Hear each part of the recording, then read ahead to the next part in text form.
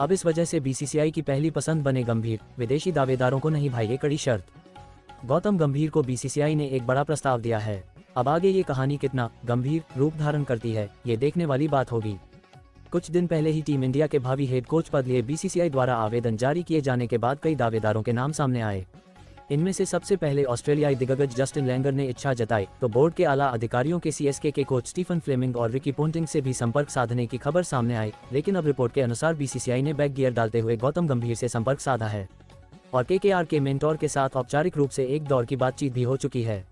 अब गंभीर इस प्रस्ताव पर क्या रूप दिखाते हैं या बात किस स्वरूप में आगे बढ़ती है, ये देखने की बात होगी। लेकिन अब बीसीसीआई की सोच ये हो चली है कि राहुल द्रविड़ का उत्तराधिकारी कोई भारतीय हो, और इसके पीछे कई वजहें भी सामने आ रही हैं। लेकिन सूत्रों के हिसाब से सबसे बड़ी वजह है विदेशी दावेदारों को एक कड़ी शर्त का पसंद न आना।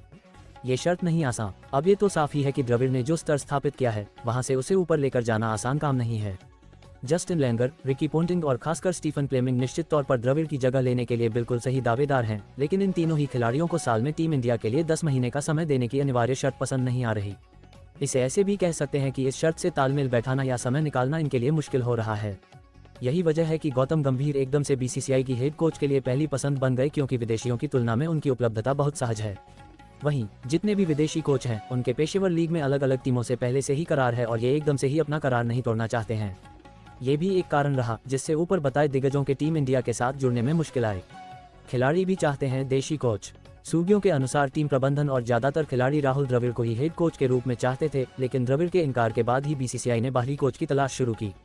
मगर प्रबंधन सहित खिलाड़ी यह भी चाहते हैं कि कोच कोई भारतीय हो, क्योंकि इससे उन्हें हेड कोच के साथ तालमेल बैठाने में ज्यादा आसानी रहेगी। वैसे अगर गंभीर बीसीसीआई के प्रस्ताव को स्वीकार करते हैं तो उन्हें केकेआर का मेंटोर पद छोड़ना होगा।